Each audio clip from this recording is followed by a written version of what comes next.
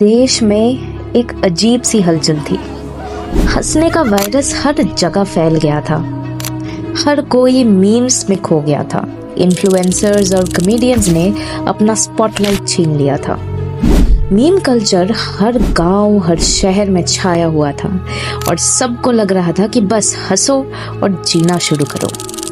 पर फिर एक दिन कुछ अलग होने वाला था। मेंटल हेल्थ के धुरंधर इन्हीं वायरल कंटेंट को डाइसेक्ट करने का फैसला करते हैं, क्योंकि असली गेम तो हमारे दिमाग में हो रहा था। ये कहानी है उन साइकोलॉजिस्ट की जो वायरल कंटेंट को देखकर आपको ये समझाते हैं कि आपके दिमाग के किस कोने में वो इमोशनल बटन दब गया है। हर कंटेंट में एक साइकोलॉजिकल ट्रिक छुपी होती है जो हमारे रिएक्शन, डिसीजन मेकिंग और इमोशंस को कंट्रोल करती है। तो छुपाइए मत। अगर आप भी ये जानना चाहते हैं कि कैसे ये वायरल कंटेंट आपके दिमाग को मैनिपुलेट करता है, तो हमारे साथ जुड़े रहिए। अविनाश जी, बट आप क्या सोचते हैं स्पिरिचुअल पॉइंट ऑफ व्यू से? आपका इतना वास्ट एक्सपीरियंस है, घाट घाट का पानी आपने पिया हुआ है। तो इस घाट के बारे में आप क्या कहना चाहेंगे?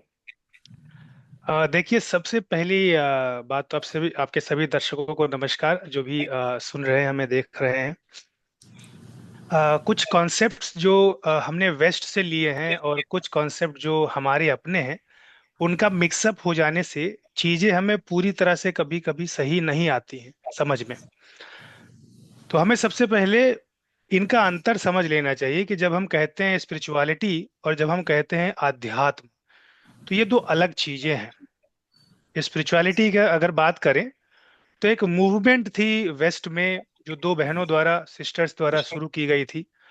वो धीरे धीरे धीरे आगे चल के एक बहुत बड़ा रूप लेकर के इस स्थिति में आई कि जब लोग स्पिरिट से बात कर लेते थे, तो वो मूवमेंट स्पिरिचुअलिटी के नाम से आगे बढ़ी। लेकिन जब हम आध्यात्म की बात करते हैं, तो spirituality is not equal to आध्यात्म। आध्यात्म का अगर सरल अर्थ आप निकालेंगे और इस अर्थ के साथ ही आप इस महाकुंभ के आयोजन को भी समझ जाएंगे। अध्यात्म का अर्थ है आत्म का अध्ययन, यानी स्वयं का अध्ययन।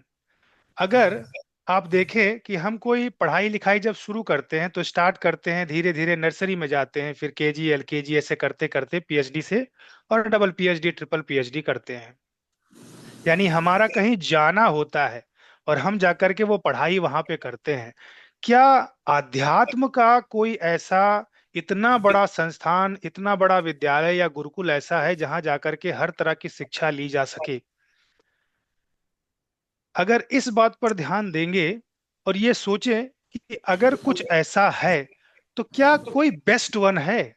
क्या कोई ऐसा है जहां जाकर के निश्चित ही हमें आत्म का ज्ञान मिलेगा, सफलता मिलेगी? तो ये महाकुंभ एक ओपन गुरुकुल है, एक ओपन विद्यालय है, जहां पर अध्यात्म के क्षेत्र में हर हर तरह के लोग, चाहे वो सिख हो, चाहे वो बुद्धिस्ट हो, चाहे वो जैन हो, हर तरह के लोग पहले के समय से वहां इकट्ठा होते रहे हैं। एक दूसरे के बारे में समझते हुए, जानते हुए आगे बढ़ते रहे हैं। खास तौर से जब ये संप्रदाय एग्जिस्ट नहीं करते थे, उस वक्त भी महाकुंभ का जब आयोजन होता था, तो अलग अलग सोच वाले, जैसे शैव संप्रदाय हो गया, वैष्णव संप्रदाय हो गया, शाक्त संप्रदाय हो गया, तरह तरह के संप्रदाय आपस में मिलते थे, आपस में शास्त्रार्थ करते थे और ये सोचते थे कि समाज को नई दिशा देने के लिए अब हमें आगे क्या करना चाहिए। इस तरह का आयोजन जब होता है तो आप सोचिए कि कितनी अ, बड़ी मात्रा में वहां पर जागरूक लोग, बुद्धिजीवी लोग, ज्ञानवान लोग, ऐसे लोग जिन्होंने सालों तक तपस्या की है और वहां वो आते हैं, उनकी चेतना वहां आती है। तो ये तो हमें फिजिकली दिखाई देते हैं। इसके बाद सोचिए, क्या हमारा हमारी आंख सब कुछ देख सकती है? क्या इसके परे कुछ नहीं है? इसके परे भी बहुत कुछ है। इस जगत के परा भौतिक बाहर भी बहुत कुछ है। तो वहां से भी दिव्य चीजें आती हैं। ऐसे कॉन्सियसनेस, ऐसी चेतना के केंद्र इन सभी को अपनी तरफ खींच लाते हैं। जैसे ऊर्जा का बहाव अगर आप देखें, पोटेंशियल जिसे बोलते हैं भौतिक विज्ञान में, तो ऊर्जा का बहाव किस तरह से होता है। अगर आपने फिजिक्स में देखा है तो इक्वी पोटेंशियल सरफेस में अगर हम कोई पोटेंशियल डाल दें तो चारों तरफ फैल जाता है। लेकिन अगर नॉन इक्वी पोटेंशियल सरफेस है, यानी कहीं छेद है, कहीं टूटा है, कहीं मुड़ा है, ऐसे में पोटेंशियल जाकर के भर जाता है, इकट्ठा हो जाता है। तो ये जो महाकुंभ है, ये सभी जो आत्माएं आपको दिख रही हैं, जो शरीर आपको दिख रहे हैं और जो नहीं दिखाई दे रहे हैं, वो सभी का एक साथ इकट्ठा होकर के आना और विश्व की चेतना बढ़ाना, विश्व के कल्याण के बारे में सोचना, ये इस महाकुंभ का प्रयोजन है, ऐसा मेरा मानना है। वाह, क्या बात है। तो पूरी हिस्ट्री और आपने अविनाश जी ने पूरा सबके सामने रख दी है, किस तरीके से वो कलेक्टिव एनर्जी को बढ़ाने के लिए इसका आयोजन होता है और सभी हर तरीके के लोग इसमें आते हैं। Thank you for sharing your views on this question. मेरा अगला सवाल इससे रिलेटेड ये है कि महाकुंभ में डुबकी लगाने का बड़ा प्रचलन है। तो वैसे तो ये समझ आता है कि गंगा यमुना सरस्वती, सरस्वती तो अभी उसमें नहीं दिखाई दे रही है, पर यह है कि संगम तो वो है। तो इसमें इसका महत्व क्या है? मतलब डुबकी लगाने का महत्व क्या है? एक डुबकी ही क्यों लगाई जाती है? श्वेता जी, आपसे समझते हैं कि इसका साइकोलॉजिकल पॉइंट ऑफ व्यू क्या है। It's a kind of emotional catharsis. Catharsis में क्या करते हैं, जैसे जो भी हमारे अंदर नेगेटिव होते हैं, नेगेटिव थॉट्स होते हैं, नेगेटिव बिहेवियर होते हैं, उनको हम बाहर निकालते हैं। जो जो प्रॉब्लम है उनके बारे में बात करते हैं। जैसे वो बोलते हैं ना कि बात करने से जी हल्का हो जाता है। तो ये एक सिंबोलिज्म है। जैसे एक टेक्निक होती है साइकोलॉजी में जर्नलिंग, जिसमें हम क्या करते हैं, थॉट्स को लिख देते हैं, फिर उसको इंट्रोस्पेक्ट करते हैं, इसके ऊपर विचार करते हैं, उसको चेंज करते हैं, पॉजिटिव करते हैं ऑल। तो ये एक पूरा सिंबोलिज्म हो गया। जब हम उसके अंदर डुबकी लगाते हैं तो एक तो वो वाटर बॉडी है, so water is a kind of therapy, तो वो हमको रिलैक्स करता है। अदर देन दैट उससे स्ट्रेस रिलीफ होता है और इमोशनल कैथरेसिस हो जाता है। तो ये उसका साइकोलॉजिकल पॉइंट ऑफ व्यू है एज पर मी। ओके, तो आप ये कह रहे हैं कि सारे लोग वहीं पे जाके अपना सारा स्ट्रेस रिलीज करना, और वो एक काइंड ऑफ थेरेपी वो ये कर रहे हैं, तो कलेक्टिवली कर हाँ, रहे हैं। तो ये भी अपने आप में एक बड़ी बात है, बहुत अच्छी बात है कि साइकोलॉजिकल पॉइंट ऑफ व्यू से उस वो जो डिप है एक वो मैटर टाइप का करता है हमारी बड़ा मेंटल सा हेल्थ के आप लिए। हाँ, ग्रुप थेरापी ही समझ लो, एक बड़ा ग्रुप थेरापी ही समझ लो एक टाइप का। Very nice, thank you Shweta ji. Avinash ji, आप इसके बारे में क्या कहेंगे? अ, बहुत ही बढ़िया और उत्तम क्वेश्चन है। इसका आध्यात्मिक पक्ष मैं आपको बताता हूँ। हम सभी अपने जीवन में सुख और दुख, इन दोनों रास्तों पर चलते हुए आगे बढ़ते हैं। अगर आप ध्यान से देखें तो ये सुख और दुख कहाँ से आते हैं, कहाँ से जनरेट होते हैं? ये हमारे भावों से जनरेट होते हैं, इमोशन से जनरेट होते हैं। इसके और भीतर अगर आप जाएंगे, ये भाव कहाँ से उत्पन्न होते हैं? ये भाव हमारे शरीर के अंदर जो नर्वस सिस्टम होता है, जिसके कि 3 भाग होते हैं मुख्यतः, जिन 2 को हम कंसीडर करते हैं, वो सिंपैथेटिक और पैरासिम्पैथेटिक नर्वस सिस्टम होता है। सिंपैथेटिक नर्वस सिस्टम का यूज हम तब करते हैं जब कोई एनर्जी वाला काम करना हो, हमें कुछ कहीं जाना है, ऑलराइट, कुछ सामान उठाना है। पैरासिम्पैथेटिक नर्वस सिस्टम उस समय इस्तेमाल होता है जब हमें शांति की बातें करनी है, कुछ क्रिएटिव बातें करनी है, कुछ नए चीज को जन्म देना है। तो इन 2 नर्वस सिस्टम के भागों को हम कैसे जाने कि हम किस वक्त क्या कर रहे हैं? तो हमारी जो बाईं नाक होती है, जब एयर का फ्लो यहां से चलता है, इसका मतलब ये है कि हमारा पैरासिम्पैथेटिक नर्वस सिस्टम चल रहा है। आप लोगों ने महसूस किया होगा कि जब कभी भी हम प्रेम में होते हैं, या जब कभी भी हम दया भाव में होते हैं, या कुछ ऐसे भाव जो हमें बहुत ही रिलैक्स मूड में रखते हैं, तो हमारी अक्सर बाईं नाक चला करती है। वहीं जब हम दौड़ रहे होते हैं, रेस किया करते हैं, या फिर कोई भारी वजन सामान उठाते हैं, उस समय हमारी दाईं नाक चला करती है। एक तीसरी एक तीसरी स्थिति भी होती है जब दोनों नाक बराबर चला करती है। तो इन 3 स्थितियों को ध्यान से अगर देखें, तो बाईं नाक प्रतीक है चंद्र का, और एक नाड़ी होती है हमारे शरीर में जिसे कहते हैं ईड़ा।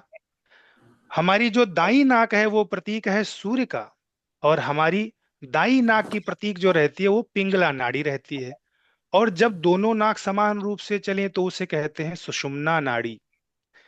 ऑल राइट, वो थोड़े समय के लिए चलती है जब लेफ्ट से राइट या राइट से लेफ्ट हमें मूव करना होता है।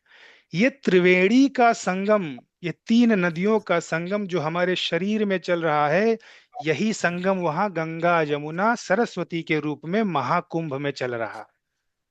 तो एक प्रतीक रूप में देखें, जब वहां जाकर के आप डुबकी लगा रहे हैं वो तो लगाना ही है, साथ ही साथ हमारे भीतर जो इड़ा सुषुम्ना पिंगला चल रही है, वहां पे अगर आपने डुबकी डुबकी लगा ली तो आपको आपके जीवन का उद्देश्य पता हो जाएगा, आपको आपके जीवन का कंट्रोल आपके हाथ में मिल जाएगा।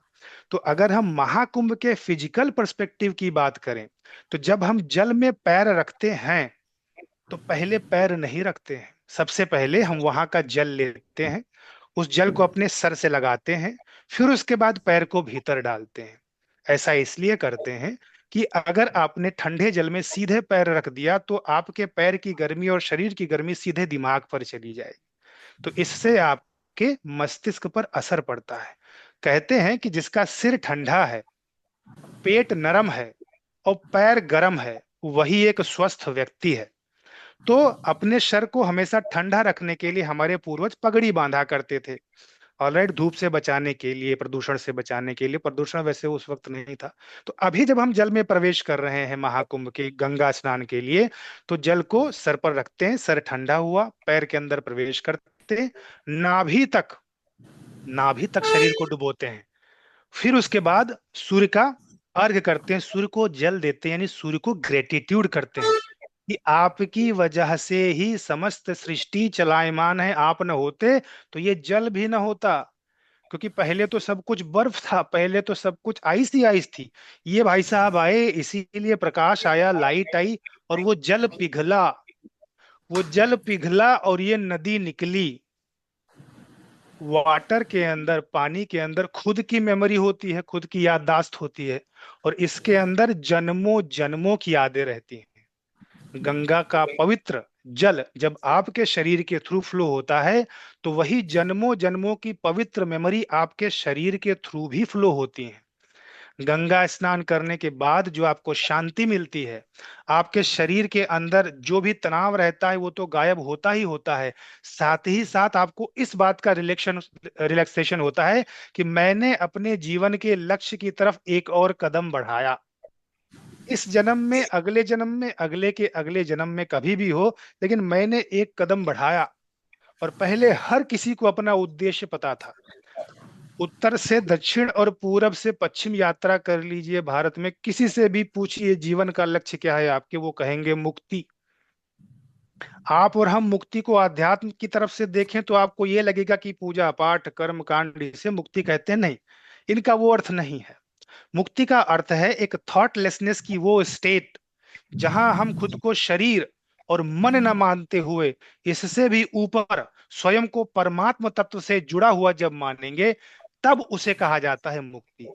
आजकल के लोगों को, आजकल के युवाओं को मुक्ति का अगर छोटा दर्शन करना हो तो उसे कहते हैं फ्लो स्टेट, जिसे हम कैवल्य भी कहते हैं। जब आप केवल एक लय में रहने लगें तो उसे कहते हैं कैवल्य की दशा। फ्लो स्टेट प्राप्त प्राप्त करने पर आपका जो ब्रेन रहता है वो एक अल्फा स्टेट में पहुंच जाता है, यानी एक गजब का स्टेट होता है जहां पर आप क्रिएटिव भी हो और साथ ही साथ पावरफुल भी हो। दोनों चीजें एक साथ केवल अल्फा स्टेट में ही आपको मिलती हैं। और ये अगर लगातार बना रहे तो जो क्रिएशन आपके द्वारा होगा, जो निर्माण आपके द्वारा होगा, वो इस सृष्टि के लिए हमेशा लाभदायक होगा। इसी कामना के साथ जब आप, ये पिंड, ये शरीर वहां जा रहा है, इसी कामना के साथ वहां डुबकी लगा रहा है कि मैं जो कुछ भी करूंगा अपने जीवन में वो मुक्ति के लिए करूंगा, और जो कुछ भी मेरे थ्रू बनेगा वो दूसरों की मुक्ति के लिए लाभदायक होगा। इस भावना के साथ वो वहां पर डिप करते हैं। आप 3 डिप कीजिए, 7 डिप कीजिए, 11 डिप कीजिए। इसके अन्य उदाहरण भी हैं, अन्य एक्सप्लेनेशन भी है। मेरी तरफ से मेरा जो नॉलेज है वो ये है। Very nice. महाकुंभ का इंसान मतलब, महाकुंभ का स्नान का अर्थ है स्वयं के भीतर भी स्नान और ब्रह्मांड के भीतर भी स्नान। ओके। तो अविनाश जी ने इतनी गहरी बात कि डिप ही क्यों लगाया जाता है, उससे क्या होता है और कैसे वो इंटरनली हमारे सिस्टम से भी कनेक्टेड है, और जैसे ग्रेटिट्यूड की बात भी कर रहे हैं अविनाश जी, तो ये कहीं ना कहीं सारी फीलिंग, सारी चीज़ें हमारे अंदर होती हैं। इनको जागृत करने का अलग अलग तरीके हैं। तो ये कलेक्टिव महाकुंभ का ये जो तरीका है और इसमें जो नेचर का कॉम्बिनेशन है, ये कहीं ना कहीं स्पिरिचुअली हमारी सोल पर बहुत ज़्यादा इम्पेक्ट करता है। Thank you Avinash ji for sharing this. तो अगला सवाल मेरा इसी से रिलेटेड था कि बहुत सारे लोग हैं, देखो, वो सिर्फ दूर से बाहर से देख रहे हैं कि सोशल मीडिया पे दिख रहा है कि महाकुंभ है, वहां पे नदी बह रही है, जा रहे हैं पानी में डुबकी लगाना है। इतना डीप की डुबकी का मतलब क्या है, अर्थ क्या है, कैसे साइकोलॉजिकली भी वो कनेक्टेड है, कैसे स्पिरिचुअली वो कनेक्टेड है, आध्यात्मिकली कनेक्टेड है, इसके बारे में बहुत ज्यादा आइडिया है नहीं। तो मैं जानना चाहता हूँ कि बहुत सारे लोगों को तो अनुभव हो रहा है डुबकी लगाने के बाद, कुछ तो वहां जाने के बाद बहुत सारे लोग ऐसा शेयर कर रहे हैं कि उनको कुछ ना कुछ अनुभव, कोई अलग एक्सपीरियंस हुआ है वहां पर। बहुत सारे लोगों को कोई एक्सपीरियंस नहीं हुआ, उनके लिए यहाँ और वहाँ सब एक ही है जब लोग शेयर कर रहे हैं। तो ये जो एक्सपीरियंस है, ये क्यों कुछ लोगों को हो पा रहा है, क्यों सारे लोगों को नहीं हो रहा, अगर हो रहा है तो कैसे, इसका, इस महाकुंभ का अनुभव लोगों पे कैसा है, किस तरीके से बढ़ रहा है, उसके बारे में मैं जानना चाह रहा हूँ। श्वेता जी, आप अपने विचार प्लीज। जी जरूर। एक होता है कि जैसे एक साइकोलॉजी में एक ट्रायंगल आता है, जैसे पिरामिड का होता है, तो उसमें नीचे रहती है अपनी बेसिक नीड्स, जैसे रोटी कपड़ा मकान। अब वो मिल जाए उसके बाद इंसान के अंदर भावना आती है कि सेल्फ एस्टीम चाहिए, सेल्फ कॉन्फिडेंस चाहिए, उसके बाद उसको सोसाइटी में स्टेटस चाहिए। सब करते करते जब वो टॉप पे पहुंचेगा, then they will have that kind of transformation, कि जब उसको कोई गोल मिलेगा, जिनकी लाइफ ही एक पूरा गोल होती है, जैसे गांधी जी का एक गोल था कि आजादी, ठीक है। तो जब उस लेवल पे पहुंचोगे तब आपको ये गोल मिलेगा, और या फिर जब उस लेवल पर पहुंचोगे तब आप अपना 100% दोगे अपने काम में, अपनी रियल लाइफ में, आप अपनी लाइफ को एंजॉय करोगे। It will be a positive happier life. अब वहां पे पहुंचने के लिए सबसे बड़ा जो ऑब्स्टिकल है, दैट इज क्लटरिंग। जैसे अभी है तो हम यूजुअली जब बात कर रहे होते हैं किसी से, या तो फिर अभी अकेले ही बैठे हैं, either we are dwelling in the past, कि पास्ट की कोई बात सोच रहे कि भाई पहले ऐसा हो गया था, वैसा हो गया था, उसको ऐसा कर सकते थे या कुछ, या फिर हम फ्यूचर के सपने देख रहे होते हैं, day dreaming kind of thing, कि हम ये करेंगे वो करेंगे। हम करंट मोमेंट में बहुत ही कम होते हैं। इवन जैसे हम कभी, जैसे यहाँ पे बात करते करते भी हो सकता है कि कुछ लोग का माइंड जो है कहीं पे वॉन्डर हो जाए, तो जो करंट मोमेंट में रहना है उसको बोलते हैं माइंडफुलनेस इन साइकोलॉजी। तो जैसे आप कुंभ में जाओगे तो वहां पे एक पूरा फ्लो होता है, एक पूरा वाइब होता है, आसपास की आवाजें होती है, लोग सर्टेन रिचुअल्स फॉलो कर रहे होते हैं, जगह का भी एक अपना एनर्जी लेवल होता है। तो उससे क्या होता है, यूजुअली जैसे यहाँ पे बैठ के मुझे माइंडफुलनेस करना है, वो डिफिकल्ट हो जाएगा कि इसी मोमेंट पे फोकस करना है, कुछ सोचना नहीं है पास्ट का ना तो फ्यूचर का। बट वहां पे जाके क्या होता है, जब आप फ्लो में आ जाते हो तो ऑटोमेटिकली ही माइंडफुलनेस आ जाती है आप में। So most of the people feel that mindfulness over there, और वहां पे जाके उनको कुछ ना कुछ अलग अलग एक्सपीरियंस होता है। अब ये एक्सपीरियंस अलग इसलिए होता है क्योंकि ये जो चीजें हैं रिलेटिव होती है। हाँ, और उसकी पर्सनालिटी, उसके थॉट्स और उसका जो भी है उसका उसके ऊपर पूरा इफेक्ट रहता है, तो हर एक को अलग अलग एक्सपीरियंस होते हैं। कुछ लोगों को कुछ एक्सपीरियंस नहीं होता क्योंकि वो अपनी शेल से बाहर ही नहीं आते हैं, वो जो आसपास हो रहा है उसको अंदर आने ही नहीं देते। ठीक है, अगर हम पानी में गिरेंगे, फिर अगर रेन कोट पहन के गिरेंगे तो फिर हम गीले नहीं होंगे। तो एक यही चीज है, कुछ लोग होते हैं उनकी वॉल्स बहुत ज्यादा हाई होती है, तो इट टेक्स टाइम। तो जो नेचुरल फ्लो है उनमें वो नहीं आ पाते, तो उनको कुछ फील नहीं होता। जो लोग अनगार्डेड हो जाते हैं, जो उस फ्लो में बहने लगते हैं, वो उस माइंडफुलनेस पे पहुंचते हैं, and then they are having that higher kind of experience in the that Mahakumbh place. Okay, okay, wonderful Shweta ji. तो वहां पर जाकर वो कैसे अपने, देखो, एक तो जनरली ये भी है कि हम अपनी डेली लाइफ में फंसे हुए हैं, जब स्पेशली टाइम निकाल के वहां जा रहे हैं तो वो लाइफ तो पीछे छूट ही गई है, तो एक असर उसका भी है। दूसरा, श्वेता जी कह रहे हैं कि माइंडफुलनेस की स्टेज को ज्यादा एक्सपीरियंस जब लोग वहां कर पाते हैं, प्रेजेंट मोमेंट में रह पाते हैं, तो वो एक्सपीरियंस बहुत सारे लोगों को वहां पे मिल जाता है, हो जाता है। अविनाश जी, आप क्या कहेंगे कि ये जो अनुभव है लोगों को, सबको क्यों नहीं हो रहे हैं, कुछ लोगों को क्यों अनुभव हो रहे हैं? Right, right. कुछ लोगों को ही क्यों अनुभव हो रहे हैं, मैं मानता हूं कि ऐसा नहीं है। निर्भर करता है। देखिए, बारिश हो रही है, बारिश होते समय अगर आपने ग्लास रख रखा है तो ग्लास में ग्लास भर का पानी आएगा। बाल्टी रख रखी है तो बाल्टी में बाल्टी भर की पानी आएगी। और अगर आपने बड़ा सा ड्रम रखा है तो ड्रम भर का पानी आएगा। अगर आप तालाब है तो तालाब भर का पानी आएगा। तो प्रभाव तो हर किसी पर पड़ता है जो भी वहां पर जाता है। और वो ऐसा कॉन्फिडेंस के साथ मैं क्यों कह पा रहा हूं, इसका एक एग्जाम्पल मैं आपको देता हूं। देखिए, शास्त्र में एक बात कही गई है, यत पिंडे तत ब्रह्मांडे। इसका अर्थ होता है कि जो कुछ भी इस पिंड में है यानी शरीर में है, यह इस यूनिवर्स में भी है। अब जो यहाँ पाएंगे वो बाहर भी पाएंगे। कहने के लिए इसको बहुत ही गहराई में और बहुत ही लंबे समय तक एक्सप्लेन किया जा सकता है, लेकिन मैं आपको स्पष्ट रूप से बताऊं कि सबसे छोटा वर्जन मैं आपको बता रहा हूं कि पंच तत्व यानी 5 एलिमेंट्स, क्षिति जल पावक समीर और गगन, earth water fire air ether, ये बाहर भी हैं और ये अंदर भी है। अब जब महाकुंभ का आयोजन चल रहा है तो देखिए वहां क्या क्या हो रहा है। ऐसे साधु, ऐसे नागा जो कभी दिखाई नहीं देते, जाने कहां से पहाड़ों की कंदराओं से निकल करके वहां पर पहुंचते हैं। आप देखिए वहां वो करते क्या है। जो वो करते हैं उसे कल्पवास कहते हैं। कल्पवास में क्या करते हैं वो यज्ञ करते हैं, हवन करते हैं, तरह तरह के प्रयोजन वहां पर होते हैं। ऐसे प्रयोजन जहां जहां पर किए जाते हैं वहां पंच तत्वों की मात्रा और उनकी इंटेलिजेंस अपने आप बढ़ी हुई रहती है। जैसे मानिए कि 10 कोयला, छोटे छोटे कोयले जल रहे हैं और एक कोयला एक किनारे रखा हुआ है। अगर एक कोयला उनके करीब भी चला गया तो वो भी धीरे धीरे उस गर्माहट के साथ लाल हो जाएगा। तो ठीक इसी प्रकार जब महाकुंभ का आयोजन चल रहा है, वहां बेस्ट फॉर्म की पंच तत्व की इंटेलिजेंस अवेलेबल है। और आप भी अपना पंच तत्व का ये पिंड वहां लेकर के जाते हैं। तो जब ये दोनों आपस में मिलेंगे तो फर्क तो अवश्य पड़ेगा। नहीं इस जन्म में तो अगले जन्म में, नहीं इस समय तो अगले समय, नहीं इस महीने तो अगले महीने, नहीं इस साल तो अगले साल, फर्क तो पड़ने वाला है। आपके भीतर जो कॉन्सियसनेस बैठी हुई है, जो चेतना बैठी हुई है, उसका एलिवेशन निश्चित तौर पर होता है।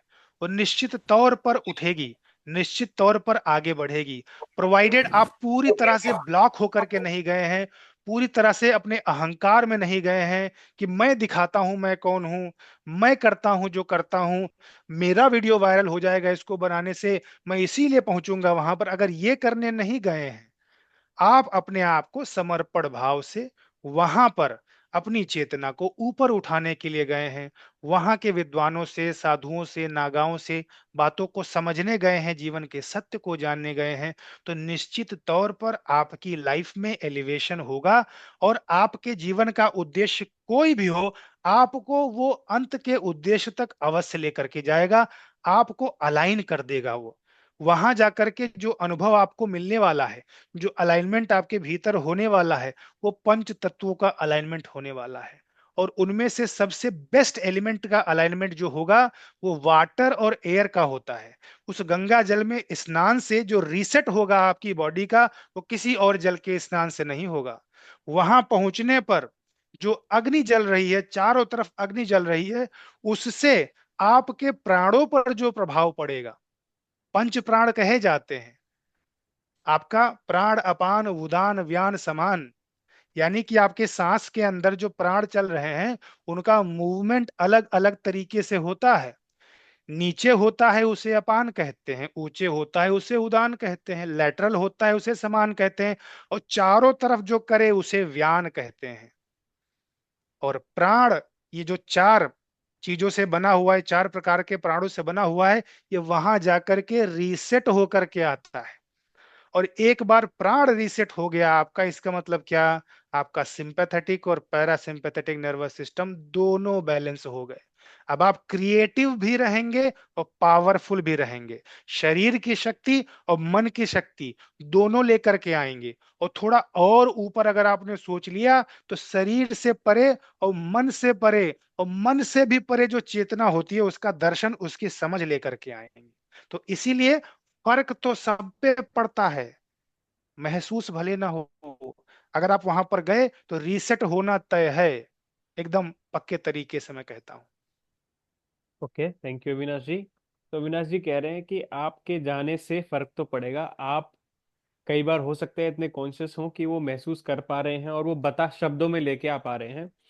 जरूरी नहीं है कि आप बता नहीं पा रहे हैं तो आप पे फर्क नहीं पड़ रहा है। Things are changing. आप वहां जा रहे हो तो फर्क तो पड़ेगा, फर्क तो पड़ता है।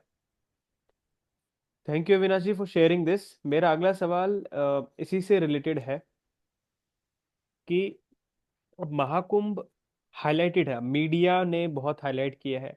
अब कुंभ के बारे में ना इतना लोग पहले नहीं जानते थे। या मैं अपनी भी बात करूं तो ये जो महाकुंभ है आज की डेट में, इस साल में बहुत ज्यादा हाईलाइटेड वो इसलिए भी है क्योंकि मीडिया है, सोशल मीडिया है, सब इसके बारे में बात कर रहे हैं। तो अभी मैं जानना चाहता हूँ, सवाल ये है कि जो यंग लोग हैं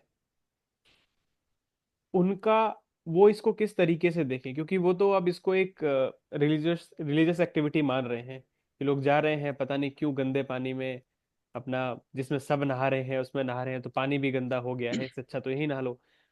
और गंगा सिर्फ वहीं बह रही है क्या? गंगा तो और भी जगहों पर है, हरिद्वार में भी गंगा बह रही है। आपको जाना है तो आप किसी ऐसे प्लेस पर जाओ जहाँ भीड़ नहीं है ना। लोग तो भीड़ होते हुए भी और ज्यादा वहां पर जा रहे हैं। तो यंग लोगों के पॉइंट ऑफ व्यू से जब इस तरीके से सोचना होता है तो उसके बारे में आपका क्या कहना है कि कैसे वो इसको कैसे परसीव करें, कैसे देख पाए इसको वो, श्वेता जी?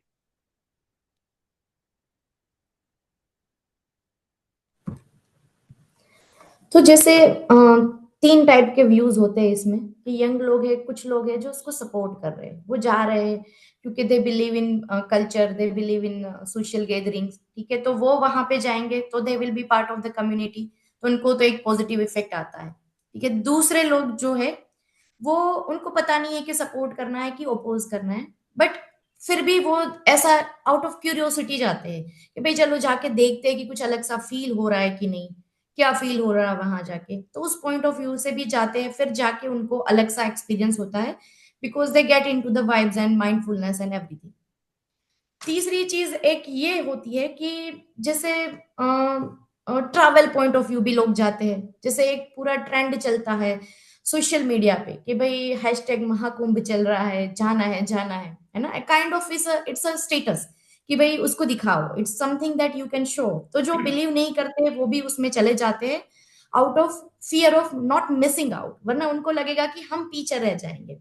सब लोग कर रहे हैं, जिसको बोलते हैं क्राउड साइकोलॉजी। सब लोग अगर कर रहे हैं तो हमको भी वो चीज करना है, तो उस पॉइंट ऑफ व्यू से चले जाते हैं। बाकी जो बचते हैं वो ऐसा सोचते हैं कि ये सिर्फ स्पिरिचुअल चीजें हैं और बड़े बुजुर्ग लोग ही जाएंगे, और हम अगर रिलीजन में नहीं मानते हैं हमको नहीं जाना चाहिए। तो वो लोग क्रिटिसाइज करते हैं, जैसे आपने बोला कि रिवर बहुत पॉल्यूटेड है और वहां पे बहुत क्राउड है, अनऑर्गेनाइज्ड है, ये है वो है। फिर शायद अगर गलती से वो वहां पे पहुंच जाए उनको वही मिलेगा जो उनको चाहिए, because CBT that is one kind of therapy जो होती है, कॉग्निटिव बिहेवियर थेरेपी, वो बोलती है कि चीजें अच्छी हो या बुरी हो शुरू दिमाग से होती है, ठीक है। अगर मुझे कुछ अच्छा बनाना है, जैसे कि कोई ताजमहल टाइप का कुछ बनाना है अपने लव्ड वन के लिए, तो भी पहले थॉट आएगा। मुझे किसी के साथ कुछ बुरा भी करना है, इट विल बी थॉट, ठीक है। फिर थॉट जो है हमारा बिहेवियर में कन्वर्ट होता है, उसकी आगे जाके एक्शन बनती है और रिजल्ट आता है। तो आप वो माइंडसेट लेके जाओगे, हो सकता है आपको वही मिले। और आप पॉजिटिव माइंडसेट लेके जाओ, एटलीस्ट न्यूट्रल माइंडसेट लेके जाओ, आपको हो सकता है वहां पे पॉजिटिव मिले। तो mix reactions will be there, और ऐसा मिक्स रिएक्शन क्यों है, तो वो भी एज अ साइकोलॉजी से is each individual is very different from each other. जैसे दो नीम के पेड़ सही नहीं होते, सेम टू सेम नहीं होते, दो इंसान भी सेम नहीं होते। तो हर एक की अपनी पर्सनालिटी है, थॉट प्रोसेस है, उनका अपब्रिंगिंग है। एक ही इंसिडेंट है जो एक इंसान पे होता है, उसको अलग से शेप करता है। जैसे मान लो ट्रैफिक में हम जा रहे हैं, तो एक इंसान है वो वहां पे होन पे हॉर्न बजाएगा, बहुत एंग्री हो जाएगा, मुझे पहुंचना है, ट्रैफिक बढ़ गया है, ट्रैफिक पुलिस काम नहीं कर रही है, लोग क्यों निकल पड़ते हैं एंड ऑल। तो that is a negative mindset. दूसरा इंसान है, उसको पता है, उसने एक्सेप्ट कर ली सिचुएशन कि ट्रैफिक को हम चेंज नहीं कर सकते, लोग अपना काम कर रहे हैं, ठीक है, तो शांति से 2 मिनट खड़े रह के सांस लेने का टाइम मिले, शांति से खड़े रहते हैं, आसपास देखते हैं, लेट्स वेट। क्योंकि अगर इम्पेशेंट भी हो गए तो उसका कुछ हम कर नहीं सकते, हम उड़ के वहां से जा नहीं सकते। तो better stay patient, stay calm. और ये एक उनका नजरिया है, पॉजिटिव माइंडसेट। तो सेम हो गया कुंभ के लिए भी। तो mix mindset will be there, but ये हो सकता है कि वहां पे नेगेटिव या न्यूट्रल माइंडसेट लेके आप जाओ और कुछ ट्रिगर हो जाए। तो आपका माइंडसेट चेंज हो सकता है कि आप ऐसा सोच के गए हो कि बहुत अनऑर्गेनाइज्ड है, but right now government is organising it very clearly. बहुत सारे वॉलंटियर भी है, तो जैसे बहुत अच्छे से मैनेज हो रहा है। तो वहां पे जाके उनकी बिलीफ, जिसको कॉग्निटिव बायस भी बोलते हैं साइकोलॉजी में, वो चेंज हो सकता है। तो ये मेरा मानना है। Thank you so much Shweta ji. तो श्वेता जी कह रहे हैं कि अलग अलग यूथ का भी अलग अलग माइंडसेट है। कुछ लोग इसको सिर्फ एक्सप्लोर करने के पर्पज से जा रहे हैं कि देखते हैं क्या है, इतना डंका बज रहा है इस चीज का, देखे तो सही है क्या है। कुछ लोग इसके बारे में पढ़ाई करके समझ के और फिर एक्सपीरियंस लेने जा रहे हैं। कुछ लोग जाए इसलिए नहीं रहे हैं क्योंकि उनको कुछ दूर से समझ नहीं आ रहा, उनको यही दिख रहा है कि भाई इतनी ज्यादा भीड़ है, पानी है, पता नहीं क्यों फालतू में वहां जाया जाए, लोग क्या कर रहे हैं। तो अविनाश जी, आपका क्या कहना है कि यूथ यूथ जो है आजकल, देखो वायरल है तो हर यूथ को पता है कि महाकुंभ चल रहा है। हर यंग इंसान को आजकल पता है कि ये हो रहा है, ये चल रहा है। अलग अलग प्रोस्पेक्टिव है। तो यूथ को कैसे इसको देखना चाहिए? क्योंकि बाहर से तो दिख वही रहा है, भीड़ है, पानी है, डुबकी लग रही है, वापस जा रहे हैं, आ रहे हैं, कई बार फंस जा रहे हैं, बीच में थोड़ा भगदड़ का भी आया था, तो लोग अवॉइड भी कर रहे हैं। तो आपका इसके बारे में क्या कहना है कि यूथ हमारा इसको कैसे देखे? Right, right. देखिए, उतना गहराई से मैंने अध्ययन तो नहीं किया है कि लोग क्यों जा रहे हैं या क्यों नहीं जा रहे हैं। मेरा पर्सपेक्टिव क्या रहेगा अगर मैं जा रहा हूँ मेरी सोच से, तो वो मैं आपको बता सकता हूँ। आज के समय में सबसे जरूरी चीज जो हमारे लिए है वो है बेटर पीसफुल लाइफ। और बेटर पीसफुल लाइफ के लिए कम से कम समय में ज्यादा से ज्यादा धन, ज्यादा से ज्यादा पैसा हो, इसका अगर कोई उपाय पता चल जाए तो हर कोई उसे अपनाना चाहेगा, उसे करना चाहेगा। अब आज का यूथ, जो एनर्जी उसके अंदर है, जो वाइब्रेंट स्टेज में वो इस वक्त रह रहा है, अपनी क्रिएटिव एनर्जी को वो कहाँ इस्तेमाल कर रहा है, इसे ध्यान देने की बात है। अगर आप अपने क्रिएटिव एनर्जी का इस्तेमाल अपने को, सोसाइटी को अपलिफ्ट करने में कर रहे हो, तो इसका मतलब आप बेस्ट डायरेक्शन में जा रहे हो। यानी जो भी आपके थ्रू क्रिएट हो रहा है वो समाज के लिए भी लाभदायक है, और आप इस बात को जानते हो कि मेरा क्रिएशन इस वर्ल्ड की, सोसाइटी के लिए, यूनिवर्स के लिए बेनिफिशियल होने वाला है। जैसे मान लीजिए आप एक रील बना रहे हो, रील में आपका उद्देश्य ये नहीं है कि किसी तरह से किसी को कोई ऐसी चीज दे दी जाए जिससे उसका मन लालच में भर जाए और फिर दूसरी रील के लिए वो स्वाइप अप करे। बल्कि आपका उद्देश्य ये है कि मैं, मेरे थ्रू जो कंटेंट जनरेट हो रहा है और जब सामने वाले तक पहुंच रहा है तो उसके जीवन में बदलाव आए, और वो बदलाव सकारात्मक हो, पॉजिटिव डायरेक्शन में हो। अगर ऐसा सोच करके आप कुछ कर रहे हो तो आपकी क्रिएटिवनेस सही डायरेक्शन में जा रही है। तो एक बार एक व्यक्ति से पूछा गया कि भाई आपने जो पैसा कमाया, धन कमाया, वो कैसे कमाया? इतनी महंगाई बढ़ती जा रही है, आपको इससे फर्क नहीं पड़ता? तो उन्होंने कहा कि महंगाई उनके लिए है जो अपनी क्रिएटिविटी की वैल्यू को नहीं जानते। मैं मेरी क्रिएटिविटी की वैल्यू को जानता हूं, और मेरी क्रिएटिविटी का इस्तेमाल करके मैं दूसरों को वैल्यू प्रोवाइड करूंगा, और उसके बदले जितना पैसा चाहूंगा उतना ले लूंगा। राइट। मैं लेवल 1 प्रोडक्ट बनाऊंगा, लेवल 2 प्रोडक्ट बनाऊंगा, लेवल 3 प्रोडक्ट बनाऊंगा। मेरी क्रिएटिविटी की डेप्थ बहुत ज्यादा है।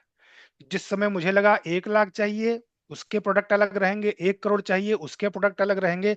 तो ये जो क्रिएटिविटी है, अगर आपको अपने जीवन में बेहतर तरीके से इस्तेमाल करना आ गया, तो आपको एक अच्छे तरह से धन कैसे कमाएं, जीवन को अर्थ कैसे दें, मीनिंग कैसे दें, ये आपको अच्छे से समझ में आ जाएगा। तो आज के यूथ को, जिसे ऐसा लगता है कि ये महाकुंभ या ये जो आयोजन चल रहा है ये अकारण हो रहा है, इसका कोई मीनिंग नहीं है, याद रखिए इस इस आयोजन के पीछे उन लोगों का दिमाग है।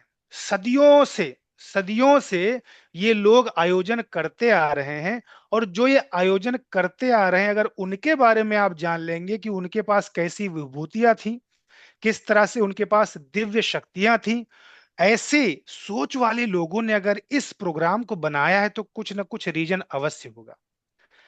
और आजकल के समय में देख लीजिए हम क्या कर रहे हैं, जो कुछ भी कर रहे हैं, मान लीजिए यूथ की बात करते हैं। मुझे पता नहीं, मेरे पास कोई ऐसा डेटा नहीं है, लेकिन ऐसा कहा जाता है कि अक्सर लोग फोन में इन्वॉल्व हैं, कि फोन में स्वाइप अप कर रहे हैं, वहां खुशी ढूंढ रहे हैं, वहां रिश्ते ढूंढ रहे हैं। ये सारी चीजें फोन में चल रही हैं। अब फोन में जब आप स्वाइप अप करते हैं, एक के बाद दूसरा इमोशन, दूसरे के बाद तीसरा इमोशन, तीसरे के बाद चौथा इमोशन जब आता है, तो आपके नर्वस सिस्टम को यह समझ में नहीं आता कि इसमें खुश होना है, इस वाले में रोना है, इस वाले में थोड़ा कम दुखी होना है, इस वाले में ज्यादा दुखी होना है। आप हार्मोनल इम्बैलेंस का शिकार हो जाते हैं वहां पर। वहीं पर शांति के साथ बैठ करके अगर कोई प्रोजेक्ट पे काम करते हैं, क्रिएटिव वे में कोई चीज बनाते हैं, प्रोड्यूस करते हैं, तो वो जो शक्ति होती है वो आपके लिए भी अच्छी है और दूसरे के लिए भी अच्छी है। तो आप अपने भीतर का वो बटन रीसेट करने के लिए अगर ऐसी चीजों का इस्तेमाल करें, मैं नहीं कहता कि आप त्रिवेणी संगम में जाकर के ही स्नान करें, मैं कहता हूं किसी पुराने अति प्राचीन मंदिर को चले जाइए, ऐसी जगह पर चले जाइए जहां सिद्ध पुरुषों का निवास होता है। मैं कहता हूं जब उसके गर्भगृह में आप पहुंचेंगे, तो वहां आपको ठंडक का एहसास होगा। बहुत लोगों की जो दाई नाक चलती रहेगी बाहर, जब अंदर पहुंचेंगे तो उनकी बाई नाक चलने लगती है। ऐसा रीसेट बटन आपके भीतर क्लिक हो जाता है, जिसकी वजह से आपके मन में शांति आ जाती है। इसी को आधार बना करके ये जो उत्साह, जो ये जो उत्सव है, त्योहार है, ये बनाए गए हैं। ये जो मंदिर है, ये जो संगम है, ये इसीलिए बनाया गया है कि जब आप ऐसे जगह पर पहुंचे, अपने अंदर के क्रिएटिवनेस को रीसेट करें, उसे जगाएं और बेस्ट परफॉर्मेंस दे जा करके वर्ल्ड में अपना। ये नहीं कि वहां से जब वापस आ रहे हैं तो फिर से उसी दुनिया में खो गए, फिर आपने समझा नहीं उसको। आप रीसेट करने गए थे कि आपकी लाइफ बेटर हो, आपकी लाइफ में आपके उद्देश्य बेटर हो, आप अपनी ड्यूटी को करना जाने, आप अपने जीवन को मीनिंग देना जाने, आप अथाह संपत्ति समृद्धि को कमाना जाने, आप ये जाने कि किस तरह से अपनी इच्छाओं को, डिजायर को मेंटेन करके चलना है, आप ये जाने कि आपके जीवन का लक्ष्य जो मुक्ति है उसे कैसे प्राप्त करें। इसे पुरुषार्थ चतुष्टय कहते हैं, यानी कि धर्म, अर्थ, काम, मोक्ष, चारों की समझ जब आपको आ जाती है, तो आपके जीवन में आपको एक दिशा मिल जाती है। आप मेंटल भी शांत हो जाते हैं, फिजिकल भी गाइडेड हो जाते हैं, और फिर आप अपने जीवन में जो कुछ भी करते हैं वो आपके लिए बेटर रिजल्ट लेकर के ही आता है। तो आज के यूथ को ये सोच, ये समझ के साथ वहां जाना चाहिए कि ये पंच तत्व यहां से उठ करके वहां जा रहा है तो बेटर होकर के आएगा। और केवल वही इसलिए जाना है क्योंकि वही वो संगम है, वही वो स्थान है। ऊर्जा का केंद्र हर जगह पर नहीं होता, जैसा मैंने पहले समझाया था कि नॉन इक्विपोटेंशियल सरफेस जब होता है, तो जहां ऊर्जा ज्यादा होती है लोग अपने आप खींचे चले आते हैं। तो इसकी वजह से वहां जाने पर आप प्रसाद स्वरूप एनर्जी तो लेकर के आएंगे ही आएंगे, ये तो तय है। इस रूप में इसे देखना चाहिए कि हम अपने भीतर के जो डिविनिटी है उसे जगाने के लिए वहां जा रहे हैं। उस भाव को लेकर के, उस समर्पण के भाव को लेकर के वहां जाएं, और फिर वापस आकर के इस समाज को नई दिशा दें, नई सोच दें, अपने क्रिएटिवनेस को बढ़ाते हुए नए प्रोडक्ट प्रोड्यूस करें, नई सर्विसेज प्रोड्यूस करें। Very nice. तो अविनाश जी कह रहे हैं कि यूथ को अपने आप को रीसेट करने के लिए, एक नई ऊर्जा ऊर्जा को और कई गुना बढ़ाने के लिए वहाँ जाना चाहिए, और उससे फिर आकर नई नई चीज़ें प्रोड्यूस करनी चाहिए, अपने आप को और बेहतर, हर तरीके से अपने आप को बेहतर बनाना चाहिए। ये पॉसिबल है क्योंकि everything starts how you think. आपके सोचने से ही चीज़ें स्टार्ट होती हैं, चाहे वो कोई कैसी भी चीज़ है, उसको आप अपनी सोच से स्पेशल बना सकते हो, उसको उसको आप अपनी सोच से एकदम बेकार बना सकते हो, क्योंकि आपके थॉट्स काम करते हैं। सबसे पहले वो काम आपके खुद के ऊपर करते हैं, आपके खुद की मेंटेलिटी, खुद की फिजिकलिटी पे काम करते हैं, और फिर वही आपका अनुभव बाद में बनता है। Thank you Avinash ji for sharing this amazing thought. मेरा अगला सवाल इसी से जुड़ा हुआ है। वायरल, जैसे आपने, हम सब देख रहे हैं कि एक आईआईटी बाबा हैं जो वायरल हो रहे हैं काफ़ी, बहुत सारे लोग उनके साथ सेल्फी खिंचाना चाह रहे हैं, खिंचा रहे हैं, और बहुत सारे न्यूज़ चैनल उनको कवर कर रहे हैं। अब उसमें हम ये समझना चाहते हैं कि ये ज़्यादा इतने हाईलाइटेड क्यों है? क्या आईआईटी का टैग लगा है इसलिए वो हाईलाइटेड हैं, या महाकुंभ में वही एक ऐसे इंसान है जो इतना ज़्यादा इंटरेक्ट लोगों से कर पा रहे हैं इसलिए ज़्यादा वो वायरल है? इसके पीछे का रीज़न क्या है? क्यों लोग उनको ज़्यादा देखना चाह रहे हैं? क्यों लोग ज़्यादा अभी देख ही रहे हैं उनको? क्यों उनके साथ ऐसा हो रहा है? तो श्वेता जी, हम आपसे जानना चाहेंगे आपके थॉट इस बारे में। एक तो जैसे आपने बताया कि आईआईटी का टैग है, दैट मैटर्स। उसका लॉजिक साइकोलॉजी ये है कि जैसे मान लो कि टीचर पूछता है क्लास में कि 1+1 क्या होता है। अब मान लो टॉपर ने बोल दिया 3, तो बाकी के लोग जिनको पता है कि 1+1 = 2 होता है, वो भी थोड़ा एक बार सोचेंगे कि भाई ये टॉपर बोल रहा है तो कुछ तो होगा, इसको हमसे ज्यादा ही पता है। तो आईआईटी वी ऑल नो कि एक बहुत ही रेप्यूटेड इंस्टीट्यूट है, वहां पे एडमिशन लेना बहुत ही मुश्किल है।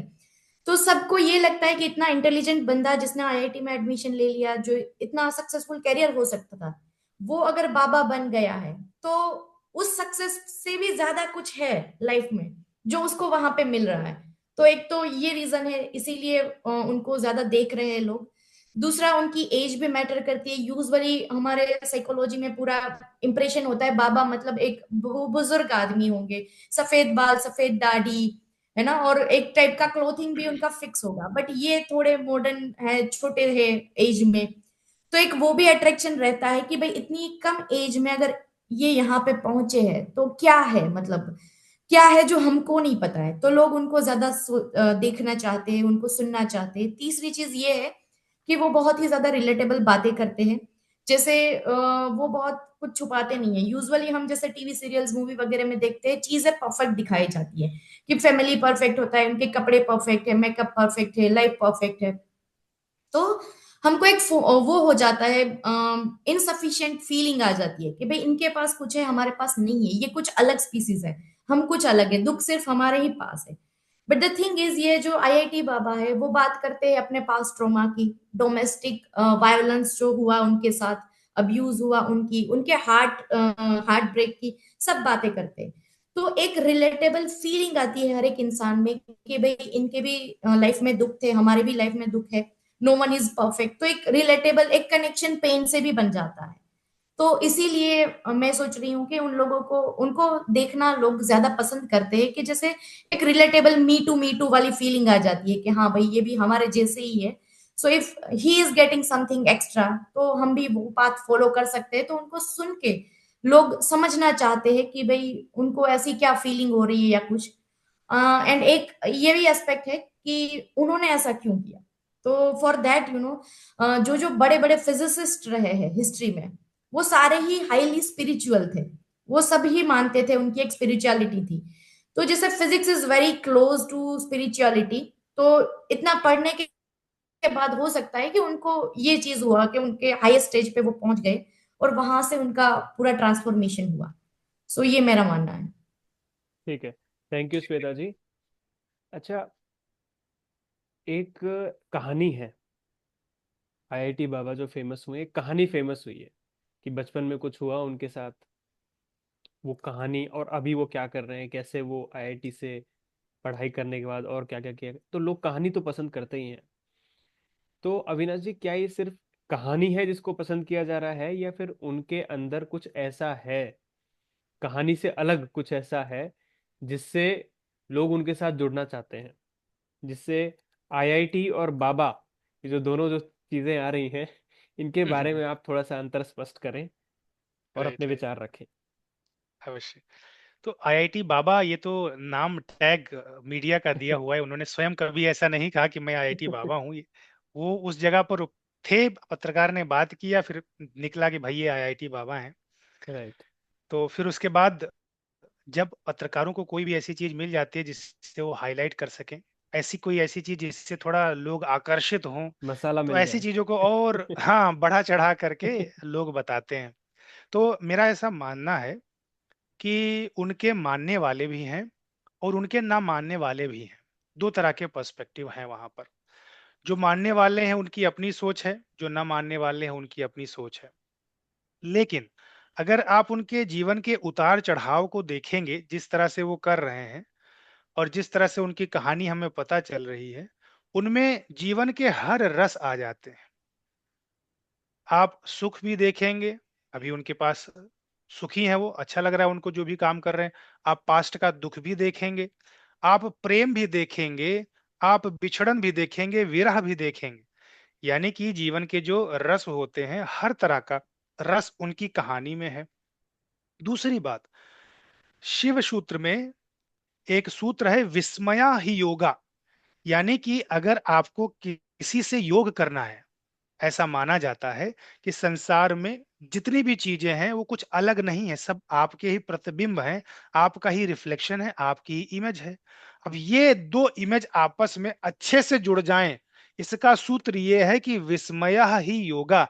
यानी कि जब आप क्यूरियस हो जाते हैं किसी चीज के प्रति, तो आपका उससे जुड़ाव अपने आप स्थापित हो जाता है। तो उनकी कहानी, उनका बोलना, उनका एक्सप्लेनेशन क्यूरियोसिटी पैदा करता है कि अगला क्या बोलेंगे। अरे ऐसा कर लिया, यहां तक पहुंच गए। अब उन्होंने पढ़ाई की, पढ़ाई करने के बाद कैमरामैन बने, कैमरामैन बने, नौकरी नहीं मिली, उसे छोड़ा। फिर उसके बाद ट्यूशन पढ़ाया कोचिंग में, फिर कनाडा गए, फिर कनाडा से वापस आ गए, वापस आए, फिर सबसे ऊंचे पहाड़ स्पीति पे चले गए, वहां जाकर के उन्होंने बुक लिखी। आप देखिए कितना वास्तव में उतार चढ़ाव चल रहा है, हर तरह का रस उनके जीवन में लोगों को मिल रहा है।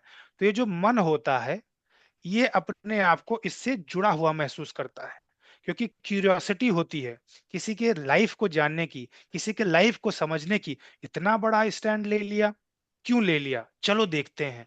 क्यों किया उन्होंने ऐसा, क्या मेरे लिए इसमें कुछ छिपा हुआ है, क्योंकि हर व्यक्ति अपने आप को ही उनमें देखता है। क्या मेरे लिए इसमें कुछ छिपा हुआ है, वो जानने के लिए देख रहा है। ऑलराइट। वास्तविकता में उन्हें कोई अगर जानना, समझना और देखना चाहता है, तो उनकी सोच और उनके दर्शन को समझे।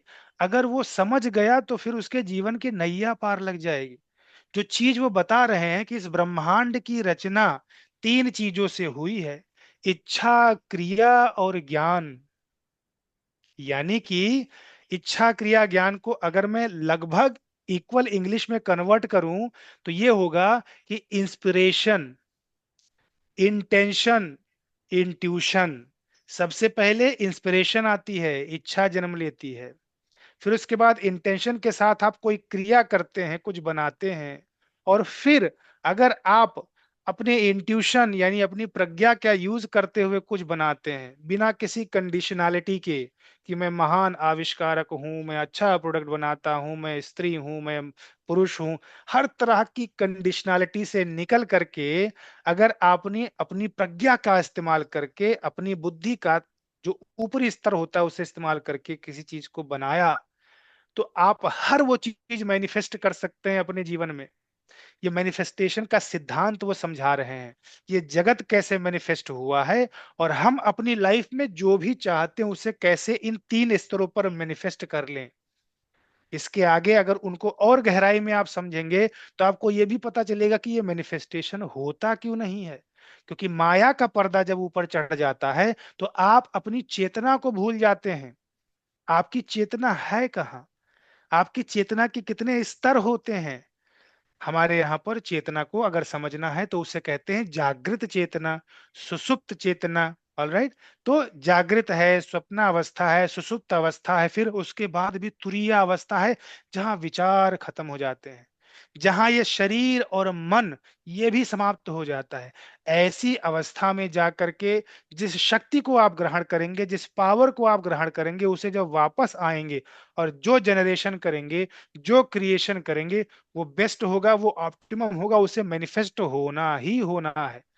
तो इस चीज को आप समझिए, उनके इस ज्ञान को आप लीजिए, फिर उसके बाद अपने जीवन में इसे ग्रहण करके वो अपने जीवन को सुधार लीजिए, अपने जीवन को बेहतर कर लीजिए।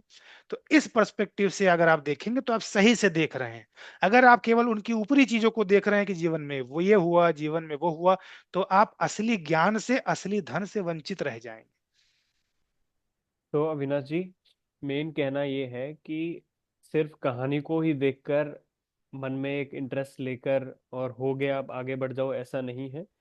अगर है तो आप देखें कि अंदर हमारे लिए क्या है उसमें, इस कहानी में या इस इंसान में हम ऐसी कौन सी चीज है जो अपने पास ले सकते हैं और अपने जीवन को और बेहतर बना सकते हैं। ये अविनाश जी मेन इस चीज में कह रहे हैं। तो एक लास्ट क्वेश्चन है इस द वायरल माइंड शो का, उसके बाद हम इसको एंड करेंगे। तो सवाल ये है कि अब वायरल महाकुंभ की हम बात कर रहे हैं, अब इसको वायरल क्या इसकी ऊर्जा ने बनाया है, या वायरल इसके बहुत सारे लोग इसके बारे में जानते नहीं उसने बनाया है, ये वायरल क्यों है, ये क्वेश्चन है। और आप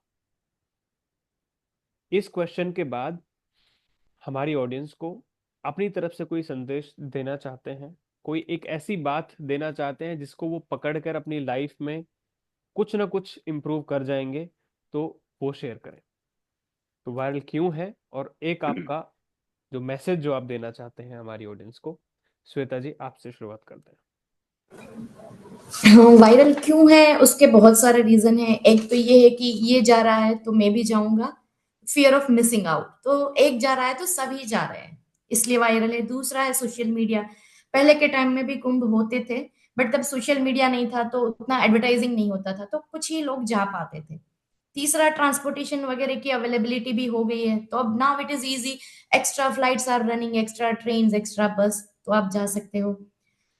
फिर जो लोग जाते हैं वो शेयर करते हैं अपना अलग सा एक्सपीरियंस कि ये हुआ वो हुआ, तो वो एक्सपीरियंस लेने के लिए भी काफी लोग जा रहे हैं। और कुछ लोग जो है वो इसलिए जा रहे हैं क्योंकि उनको पता है कि उनका मतलब गोल ही वही है। उनको पता होता है कि उनको लाइफ में क्या चाहिए होता है, उनका गोल फिक्स होता है। उनको पता होता है कि कुछ प्लेस में जाके बेटर माइंडफुलनेस मिल सकती है, या फिर you can show yourself as a part of the community, social belongingness feel होती है, तो वो लोग भी वहां पे चले जाते हैं। तो मल्टीपल रीजन है। प्लस अभी इजी भी हो गया है, ऑर्गेनाइज्ड भी है। अगर बहुत ज्यादा अनऑर्गेनाइज्ड होता तो कुछ लोग सिक्योरिटी रीजन से भी नहीं जा पाते, but now it is all safe. So ये रीजन है कि लोग जा रहे हैं। And about the message that I want to share with all the viewers, दो चीजें, मतलब from psychology point of view और लाइफ पॉइंट ऑफ व्यू, आप जैसे भी बोलो, दो चीजें मैं हमेशा ही सबको बताना चाहती हूँ जो मैं अपनी लाइफ में इंप्लीमेंट करती हूँ। एक चीज है कि never work at the place where your talent isn't appreciated. तो आप अगर कहीं पे काम कर रहे हो, अगर आपका टैलेंट अप्रिशिएट नहीं हो रहा है वर्बली, फाइनेंशियली, रिस्पेक्ट वाइज, ठीक है, तो वहां पे आपको काम नहीं करना चाहिए। अगर आपकी मजबूरी है थोड़े टाइम पे काम कर लीजिए, then but you are suppose to move on as soon as possible. तो एक ये चीज बताना चाहूंगी। और दूसरी चीज है, सेम है पर्सनल लाइफ के लिए, जहां पे आपको लगता है कि आपकी फीलिंग्स अप्रिशिएटेड नहीं है, वहां से आपको हट जाना चाहिए। वो रिलेशन आपका लाइफ पार्टनर के साथ हो सकता है, भाई बहन के साथ हो सकता है, माँ बाप, बच्चे, दोस्त, किसी के भी साथ हो सकता है। If your feelings aren't appreciated, तो वहां से दूर हो जाना चाहिए, क्योंकि साइकोलॉजिकल पॉइंट ऑफ व्यू वो आपको, अगर वहां पे उसी सिचुएशन में रहने से आपको बहुत ज्यादा मेंटल डिसऑर्डर इन फ्यूचर हो सकते हैं, आपको बहुत सारी परेशानियां हो सकती है। तो better you stay where you are appreciated. So that's my message towards everyone who is watching. Thank you so much. Thank you Shweta ji, thank you so much for your answer. Avinash ji, आप क्या मैसेज देना चाहेंगे? आपको क्या लगता है इतनी सारी कन्वर्सेशन के बाद, इतना सब जानने समझने के बाद, क्यों है ये वायरल, कैसा एक एक कौन सी एक बात कहेंगे कि ये है, इस चीज से है ये? Right right. तो वायरल शब्द के जन्म से पहले ही कुंभ वायरल है, क्योंकि आज हम देख रहे हैं कि लोग आ रहे हैं, हमारे पास कैमरा है और हम देख पा रहे हैं। देखिए, कुंभ कई सालों के बाद, ठीक है, अर्ध कुंभ भी होते हैं और कुंभ भी होता है और महाकुंभ होता है। तो हर एक कुंभ की अपनी ताकत है, हर एक कुंभ का अपना महत्व है और अपना स्थान है। अर्ध कुंभ अलग अलग जगहों पर होते हैं, ऑलराइट, महाकुंभ यहीं त्रिवेणी पर ही होता है। तो वायरल जब पहले था, वो कैसे था? तब तो इंटरनेट भी नहीं थे। लोग अपने साथ सामान लाद करके, गठरी लाद करके, और फिर यहाँ पर आते थे जंगलों को पार करते हुए। वो डरते वरते नहीं थे, वो पहुंचते थे यहाँ पर। कौन मोटिवेट करता था उनको यहाँ आने के लिए? ये सूचना, ये ज्ञान उनके दिमाग में किसने डाला कि तुम्हें जाना है? क्योंकि एक दो लोग तो होते नहीं थे, जनसंख्या के रेशियो के हिसाब से हमेशा वहां ज्यादा ही लोग होते थे। अब समय ऐसा हो गया कि उसके प्रबंधन की आवश्यकता हो गई है, क्योंकि वहां पर लोग बहुत ज्यादा पहुंच रहे हैं।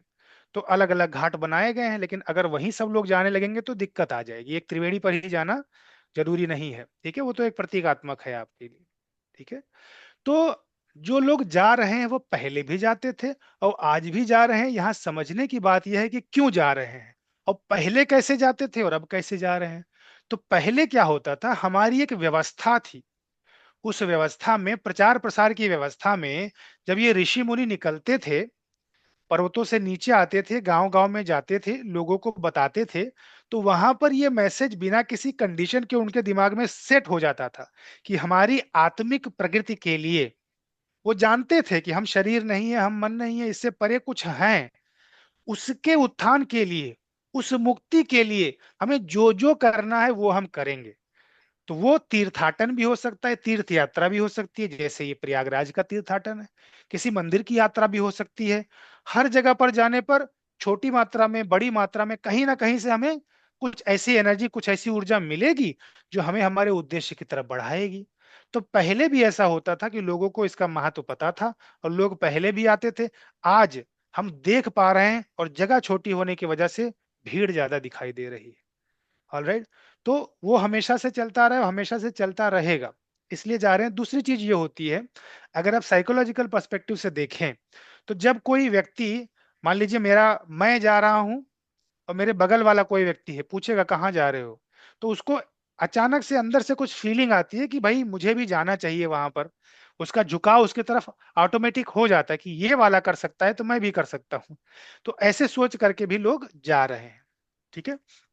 और मेरा संदेश आपके दर्शकों को ये रहेगा कि आपको आपके जीवन का उद्देश्य जितनी जल्दी हो सके स्पष्ट रूप से पता कर लेना चाहिए, और वो पता करने के लिए जो भी संभव प्रयास हो वो करना चाहिए।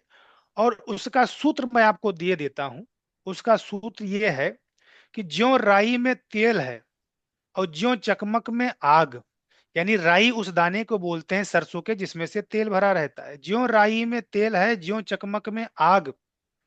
चकमक एक पत्थर होता है जिसको रगड़ने से चिंगारी पैदा होती है और आग जला सकते हैं। तो ज्यों राई में तेल है, ज्यों चकमक में आग, तेरा साईं तुझ में है। यानी तेरा गुरु, तेरा प्रभु, तेरा साईं तुझ में है, जाग सके तो जाग। अब महाकुंभ में जाके जागिए या घर बैठे जागिए, किसी भी तरह से जागना है आपको तो जाग जाइए। जो वोक है ना, वो वोक हो जाइए, असली वाले वोक। ऑलराइट, तो ये मेरा संदेश रहेगा आपके लिए। धन्यवाद। Thank you Avinash ji, thank you for your message. आप चाहते हैं कि सारे लोग जागें, अपने उद्देश्य को पहचानें, देखें कि वो लाइफ में क्यों, क्या, कैसे कर रहे हैं, कहाँ जाना है उनको। तो अल्टीमेटली जो इंसान के अंदर पोटेंशियल है, वो उसको पहचान कर उसको इस्तेमाल करें। उस लाइफ के game of life should go on in a positive direction and with a better experience. This is what you want, Avinash ji. Thank you so much. Thank you viewers, thank you everyone. Sweta ji, thank you so much. It was a lovely interaction. आज हमने जाना आज हमने बात करी है कि जो महाकुंभ वायरल है, क्यों वायरल है, इसका महत्व क्या है, कैसे इसको लोग देख रहे हैं और हमें इसको कैसे देखना चाहिए, स्पेशली हमारे लिए इसमें क्या हो सकता है, हम क्यों करें इसके बारे में बात। और साइकोलॉजिकल और स्पिरिचुअल या करो आध्यात्मिक पॉइंट ऑफ व्यू से ये सारी चीजें हमने जानी हैं और इनको समझा है आज। Thank you so much Shweta ji and Avinash ji. Thank you so much Bobby ji for inviting me. Thank you so much. Thank you so much. Thank you. Thank you.